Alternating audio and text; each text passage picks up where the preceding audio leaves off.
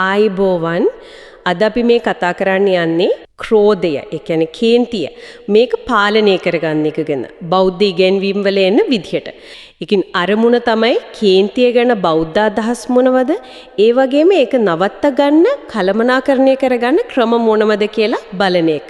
ඔව් ඇත්තටම මේ කේන්තිය නැත්නම් ක්‍රෝධය කියන්නේ හරිම ප්‍රබල හැඟීමක්. ඒක අපේ හිතට, අපේ ක්‍රියාවලට, සම්බන්ධතාවලට කියන්නේ හැම දෙයකටම වගේ බලපානවා. බෞද්ධ ඉගැන්වීම් වල තියෙන හොඳ දෙයක් තමයි මේකට නිකන් තියරි එකක් නෙවෙයි, හරිම ප්‍රායෝගික ක්‍රම අභ්‍යාස වගේ දේවල් හඳුන්වා දීම.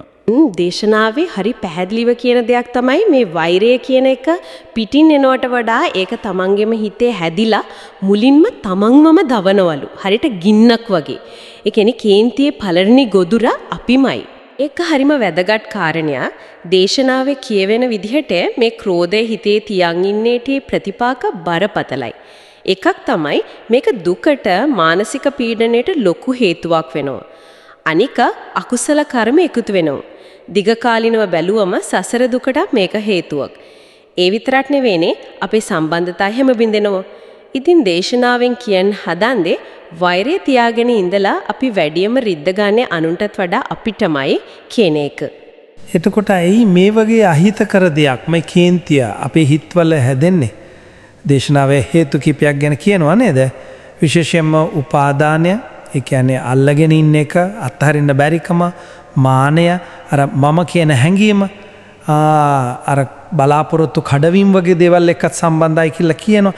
අපි අකමැති දෙයක් වුණාම, හිතපු දෙයක් ලැබුණේ නැති වුණාම තමයි මේක එන්නේ. ඔව්. ඒ හේතු ටික හඳුනාගත්තම දේශනාව හරිම පැහැදිලිව කියනවා මේකට මුහුණ දෙන්න පුරුවන් ක්‍රම කීපයක්. මේව නිකන් දැනගන්නවට වඩා පුරුදු කරන්න ඕන මානසික මෙවලම් වගේ. සතිය, ඒ කියන්නේ සිහියෙන් ඉන්න එක. කේන්තියක් වගේ එනකොටම ඒකත් එක්ක එකපාරට පැටලෙන්නේ නැතුව මට දැන් කේන්ති එනවා කියලා දැනගෙන ඒ දිහා බලන එක. දේශනාවේ කියනවා වගේ සතියෙන් යුක්තව ඉන්න. හයි.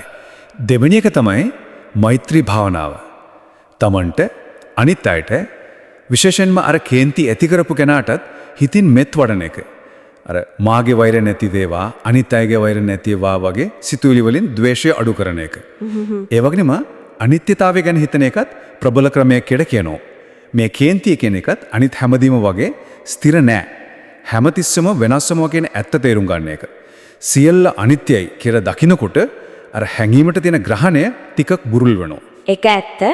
තව කර්මය ගැන හිතන එකත් කියනම නේද? ඔව් කර්මය ගැන අවබෝධය. ඒ කියන්නේ අපි කරන දේට විපාකයක් තියෙනවා කියන එක මතක තියාගෙන කේන්දියෙන් මුණාහරි කළොත් අනාගතේ අපිටමයි දුක් විපාකෙ එන්නේ කියලා තීරුම් මාරණයකින් මලකින එක. අකුසල කර්ම රැස් කරගන්න එපා කියලා කියන්නේ ඒකයි. මේ ක්‍රම හරි සරලයි වගේනේ. ඒත් ප්‍රායෝගිකව කොහොමද මේවා වැඩ කරන්නේ? දේශනාවේ ඒ කියන්නේ කියනවද? ඇත්තම. දේශනාව පැහැදිලි කරනවා සිහියෙන් ඉන්න පුරුදු වුණාම. අර කේන්තිය ඇවිත් ඒකට ප්‍රතිචාර දක්වලා තවත් කේන්ති යන චක්‍රේ කැඩෙනවා. හැංගීමේ යට නොවි ඒක බලාගෙන ඉන්න පුළුවන් වෙනවා. මෛත්‍රිය වඩනකොට අර ද්වේෂ ගින්නට කරුණාව කියන වතුර දානවා වගේ. වෛරය නැති වෙලා මෛත්‍රිය එනවා.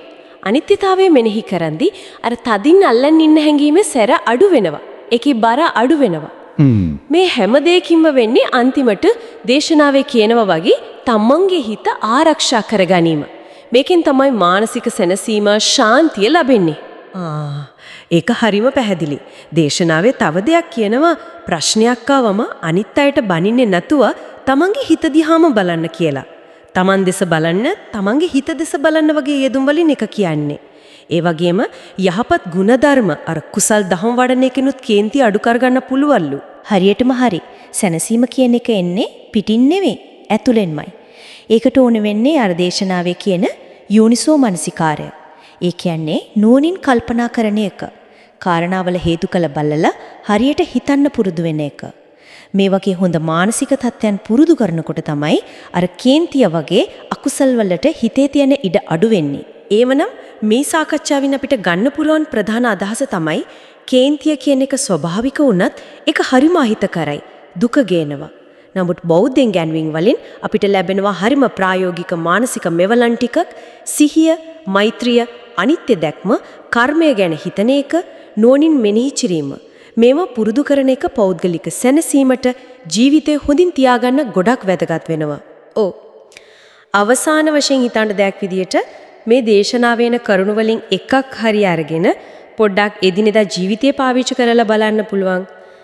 උදාහරණයක් විදියට කේන්තියක් එනෝ වගේ දැනුණ ගමන් පොඩ්ඩක් නතර වෙලා ඒ හැඟීම දිහා සිහියෙන් බලන්න උත්සාහ කරන එක. එහෙම නැත්නම් ඒ වෙලාවෙම Tamanටයි අනිත් අයටයි පොඩ්ඩක් මෛත්‍රී සිතක් පතුරවන්න උත්සාහ කරන එක. ඔය වගේ පොඩි දෙයකින් වුණත් අපේ අත්දැකීම්, අපි ප්‍රතිචාර දක්වන විදිය කොච්චර වෙනස් වෙන්න පුරවන්ද කියලා හිතලා බලන්න වටිනවා.